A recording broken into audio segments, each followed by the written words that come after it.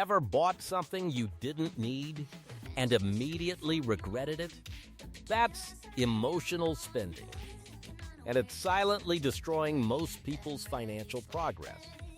In this video, you'll discover how to stop emotional spending for good using psychology-backed strategies that actually rewire your buying habits.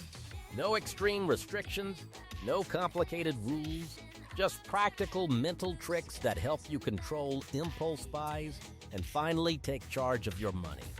Emotional spending is not a financial problem first. It is a psychological behavior problem that shows up in your wallet. People rarely overspend because they lack money awareness. They overspend because money becomes a tool for emotional regulation. Stress, boredom, anxiety, social pressure, and even excitement can trigger purchases that were never planned. To stop emotional spending permanently, you need more than budgeting advice. You need to understand the mental triggers, behavioral loops, and decision patterns that drive impulsive buying. 1. Understand the emotional trigger loop. Emotional spending usually follows a predictable psychological cycle. First, an emotional trigger occurs. This could be stress, sadness, boredom, or even celebration. Then the brain seeks quick relief or reward. Shopping provides instant dopamine, which temporarily improves mood. After the purchase, emotional relief fades, and guilt or regret often appears. This loop repeats because the brain learns that spending fueled emotional relief. Breaking this cycle requires interrupting the link between emotion and purchase behavior. 2. Delay the decision to break impulse chemistry. One of the most effective psychological tools is delaying purchases. Impulse buying happens in a narrow emotional window, usually lasting only a few minutes to a few hours. If you force a delay, such as 24 hours before buying non-essential items, you allow emotional intensity to drop. When the emotional spike disappears, rational thinking returns, and most impulse purchases lose their importance. This simple delay breaks the automatic connection between feeling and spending. 3. Separate need thinking from want thinking. Emotional spending often blurs the line between needs and wants. The brain justifies purchases by creating rational-sounding excuses for emotional desires. A powerful mental shift is to pause and classify every purchase into two categories: survival need or emotional want. Needs are functional and necessary. Wants are temporary emotional desires. This classification creates mental distance between impulse and action, reducing unnecessary spending significantly. 4. Identify your personal spending triggers. Everyone has unique emotional triggers. Some people overspend when stressed, others when bored, lonely, or influenced by social media. Identifying your personal trigger patterns is essential because you cannot fix what you do not recognize. Once you understand when and why you spend emotionally, you can prepare alternative responses instead of defaulting to shopping. Awareness alone significantly reduces impulsive behavior. 5. Replace spending with alternative dopamine sources. Emotional spending works because it provides a dopamine reward. To stop it, you cannot simply remove the behavior, you must replace it.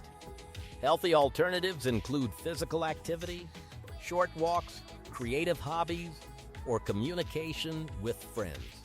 These activities also release dopamine, but without financial consequences.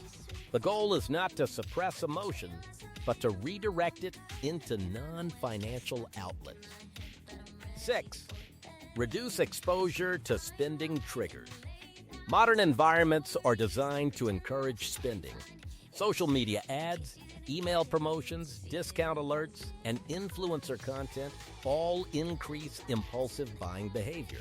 Reducing exposure to these triggers lowers the frequency of emotional decisions. This means unsubscribing from marketing emails, limiting shopping app notifications, and avoiding unnecessary browsing when emotionally vulnerable. Less exposure leads to fewer impulse opportunities. 7. Use friction as a behavioral barrier. One powerful psychological technique is adding friction between desire and purchase.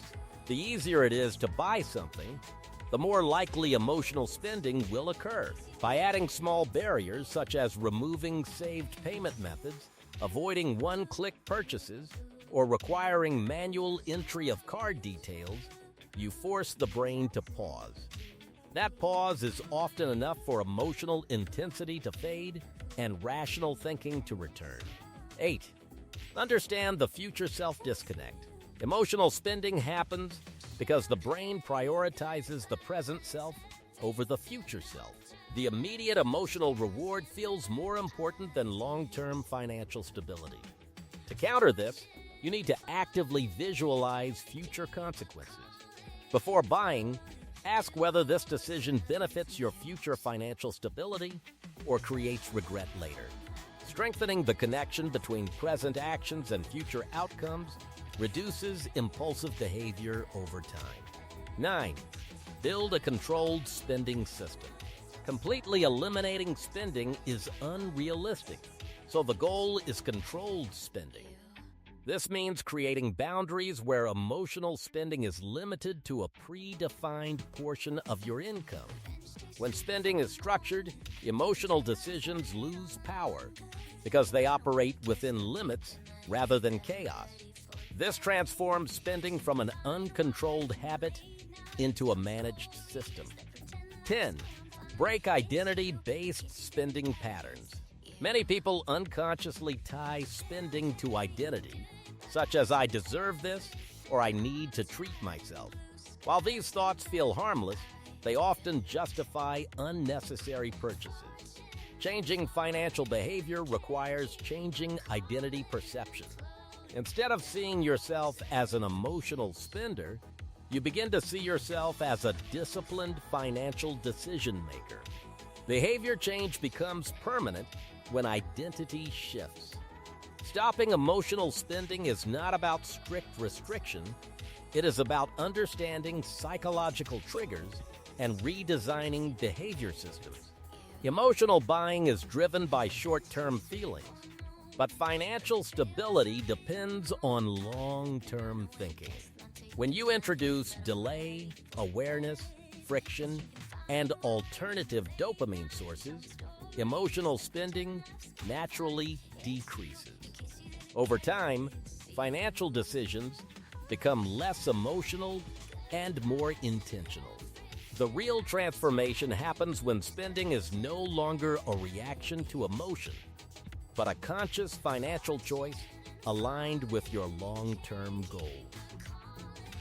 Now you know how emotional spending really works, and more importantly, how to stop it before it starts.